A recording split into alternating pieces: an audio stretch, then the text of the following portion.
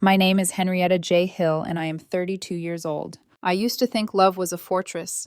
With Seth, 29, I thought we had built one brick by brick over 3 years, a safe place of trust and mutual respect. I was wrong. He wasn't my partner in building a fortress. He was a saboteur, patiently waiting to dynamite the foundations and blame the rubble on someone else.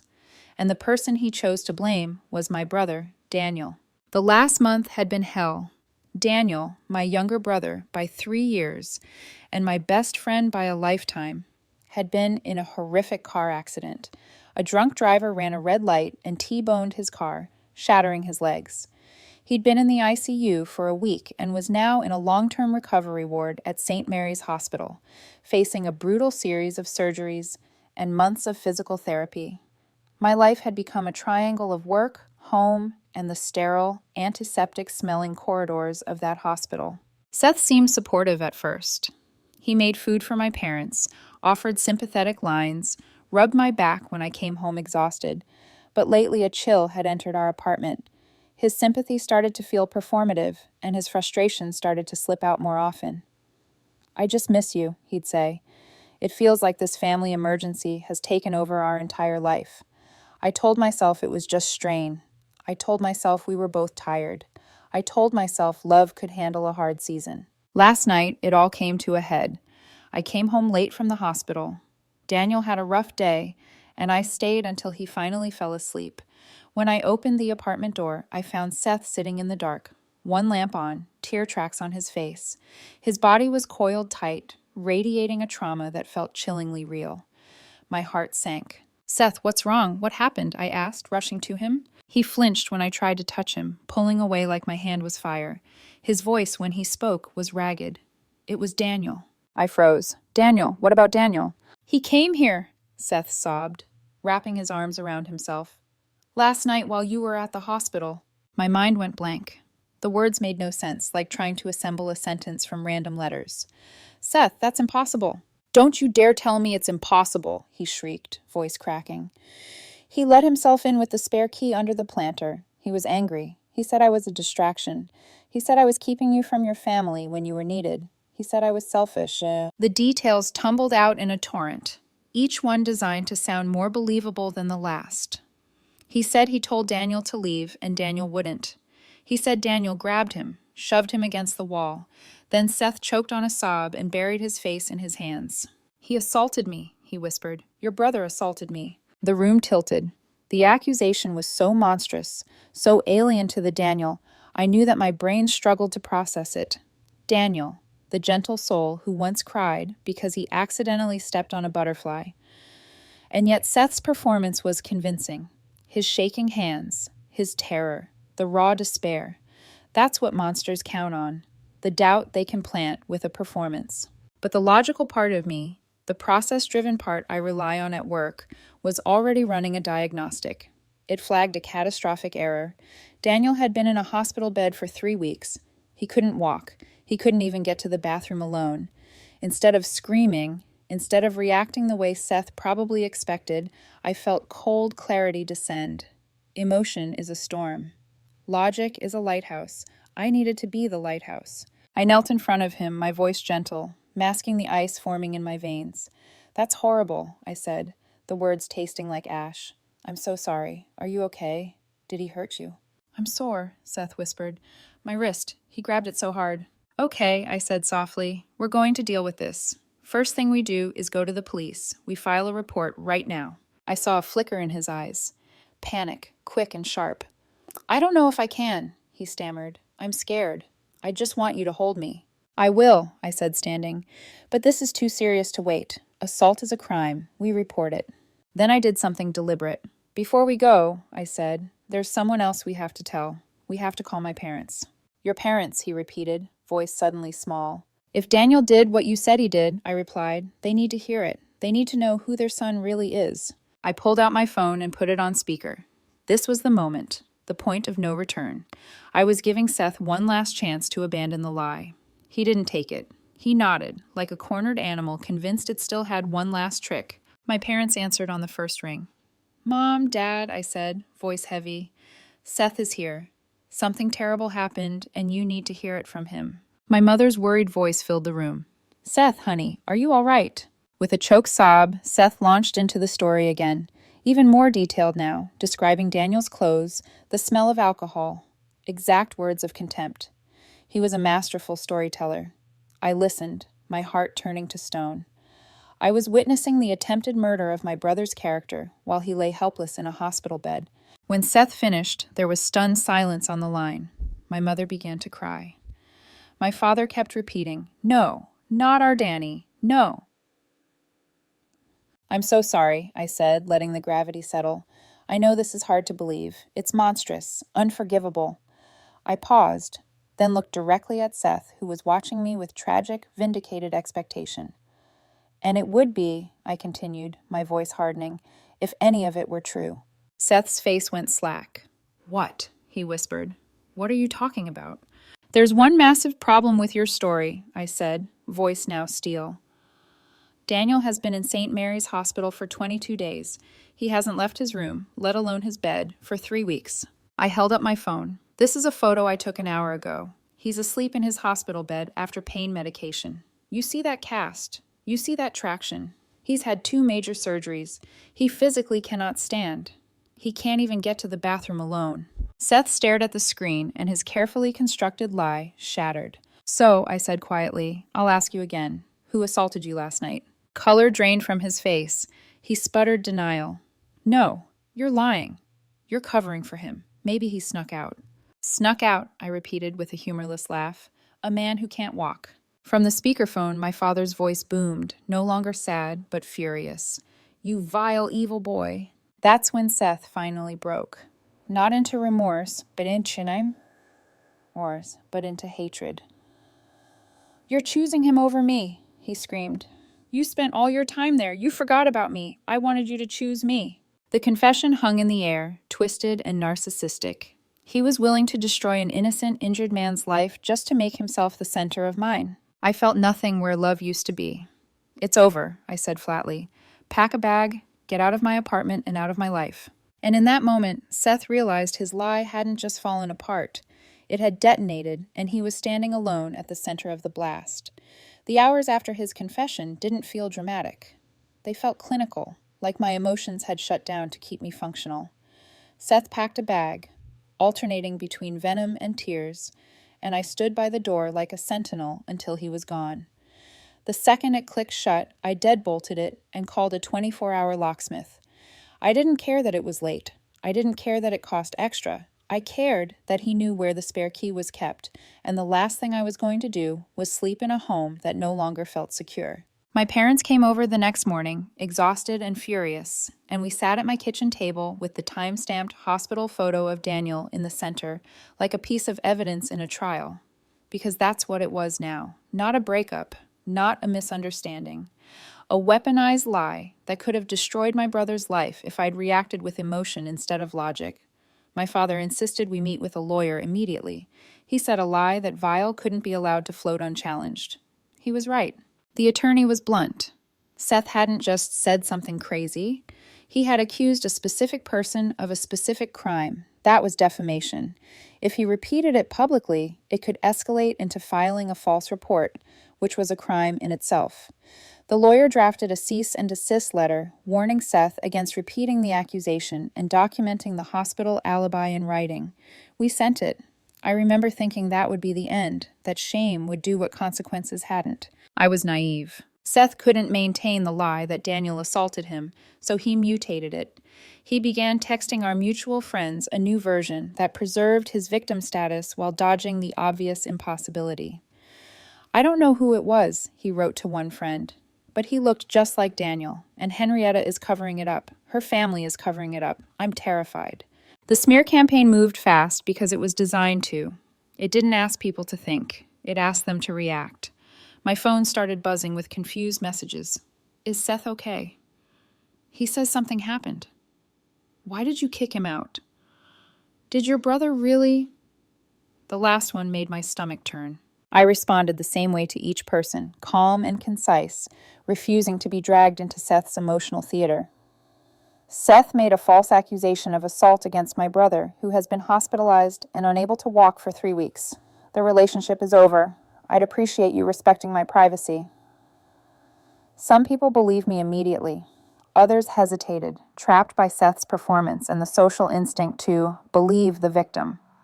Seth was weaponizing that instinct with precision.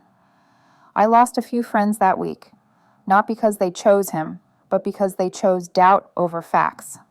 It hurt, but it was also clarifying. Then his parents called. I expected horror and apology. I expected them to be mortified by what their son had done. Instead, his mother's voice was pure venom. I don't know what you did to my son, she began, but to have him this distraught is unforgivable. You and your family, with all your money and your fancy lawyers, ganging up on him. I actually went quiet, stunned by the audacity. Your son admitted he lied, I said. He confessed he made it up because he was jealous. He was under duress, his father snapped, grabbing the phone. You coerced him. We'll see you in court. They hung up, and that was when I knew this wasn't going to fade. They weren't just defending him. They were funding the next wave of his attack, turning his humiliation into a legal crusade. Seth didn't just want to hurt me. He wanted to punish me for not choosing him. A week later, I was served papers. Seth, backed by his parents, had filed a police report and a request for a temporary restraining order against me. The police report was crafted carefully. It omitted Daniel's name, describing an unidentified assailant who bore a striking resemblance to Daniel Hill, and claimed I was obstructing justice by refusing to help identify him from Daniel's circle of friends. The restraining order claimed I had threatened Seth and that he feared for his safety. It was malicious fiction turned into paperwork, a master stroke of harassment. He was trying to legally compel me into participating in his fantasy, painting me as a co-conspirator in a cover-up. I didn't panic, I didn't cry. I called my lawyer and started gathering documents. If Seth wanted court, I would bring truth so heavy it would crush the performance. The restraining order hearing was scheduled quickly, the kind of speed that favors whoever tells the loudest story first. I walked into the courthouse with a thin folder and a thick calm, the kind you earn when you know the truth doesn't need decoration. Seth arrived with his parents, faces set in righteous concern, dressed for sympathy. He wouldn't look at me. He didn't have to. He had a script. When Seth took the stand, he performed like he always did when he needed attention. He spoke about fear, about my cold eyes, about how my family's immediate denial made him feel unsafe. He described a house full of shadows and said he didn't know who attacked him, only that the man looked like my brother. He said I threatened him when he tried to talk. He said I was using my family's resources to silence him. He cried at the right moments. He paused where the room expected pauses. If I didn't know the truth, I might have felt it tug at me. Then it was our turn. My lawyer didn't raise his voice or challenge Seth's emotions. He dismantled the story brick by brick.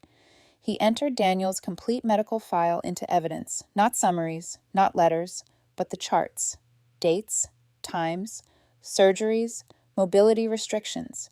He entered the hospital's electronic visitation logs, showing exactly who had been in Daniel's room and when. He presented the time-stamped photo I took of Daniel asleep in his bed after medication, cast visible, traction in place, taken the same night Seth claimed the assault occurred. My lawyer then introduced the texts Seth sent to friends after he was served, the cease and desist, the mutated story about a look-alike and a family cover-up. He read them aloud without commentary. The room shifted. Stories that evolve under pressure don't age well in court. Then came the surprise witness, a former friend of Seth's from college, a woman who had reached out to me after hearing what was happening. She took the stand and told a story from 6 years earlier. After a breakup, Seth accused his ex-boyfriend's roommate of slashing his tires. The accusation went to the police. The evidence didn't hold. The charge was dropped. The damage wasn't. The judge listened without interruption. Pattern matters. When my lawyer finished, the judge leaned forward and asked Seth a few questions directly. Seth tried to answer, then tried to explain, then tried to cry again. It didn't land. The judge denied the restraining order and did something I didn't expect. She lectured him from the bench about the gravity of false accusations, about the harm they do to real victims, and the irreparable damage they inflict on innocent people. The dismissal was with prejudice. Outside the courtroom, the police officer assigned to the case told us the assault investigation would be closed immediately due to the ironclad alibi. He also told us a new investigation would be opened for filing a false police report. The system Seth tried to bend had turned, and it was turning on him. The weeks that followed were a slow tightening. The district attorney reviewed the evidence from the hearing and decided to press charges. Seth's parents tried to posture, tried to negotiate, tried to frame this as a misunderstanding fueled by emotion. The paperwork didn't care, neither did the timeline. I kept working. I kept visiting Daniel. I kept my life narrow and precise. When Seth texted, I didn't respond. When his parents emailed, my lawyer replied. The noise receded as the case took on its own gravity. The plea came faster than Seth expected.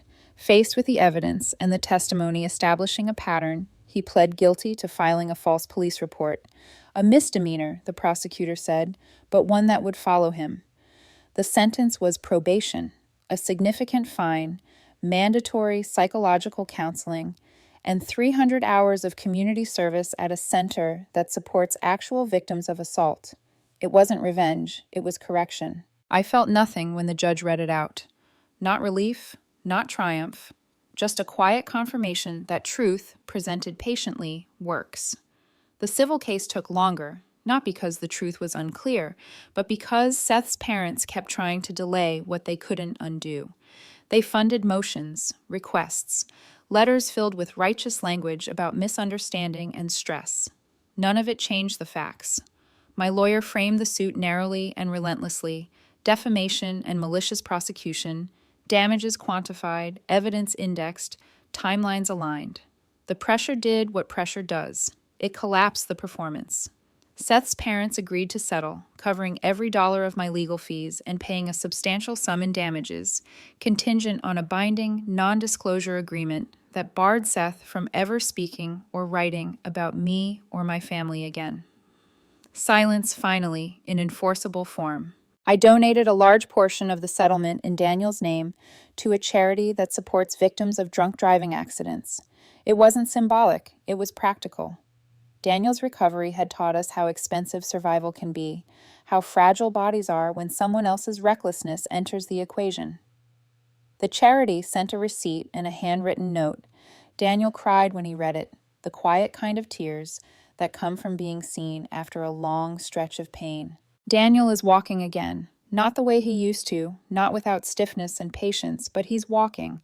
The physical scars are fading. The emotional ones take longer. Knowing someone would aim a lie, that vile at him while he lay helpless, changed him. It made him cautious. It made him quieter.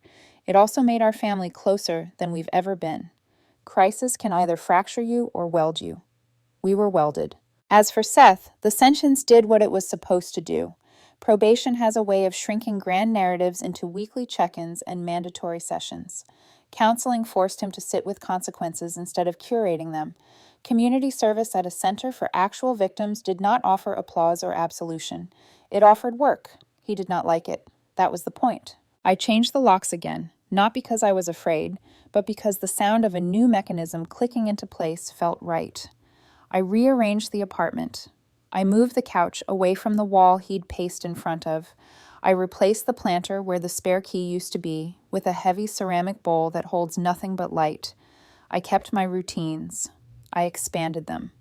Quiet returned, not as a retreat, but as a choice. Friends who hesitated came back, some with apologies, some without. I didn't make a ledger. I paid attention. People who ask for proof get facts. People who ask for drama get distance. I learned the difference. Every now and then, I think about motive. Seth didn't do this for money. He didn't do it for leverage. He did it because he couldn't stand not being the center of my world. He wanted me to choose him over my brother, over my family, over reality. He wanted a lie big enough to force my hand. Instead, it forced his. There was no shouting match at the end, no triumphant speech. My victory was quiet and methodical. It was documentation. It was patience. It was refusing to be pulled into chaos while presenting a single, irrefutable gust of wind. The truth. I chose to believe my brother. I chose to protect my family. I chose to hold someone accountable when accountability was the only language left. Those choices didn't make me cold. They made me free.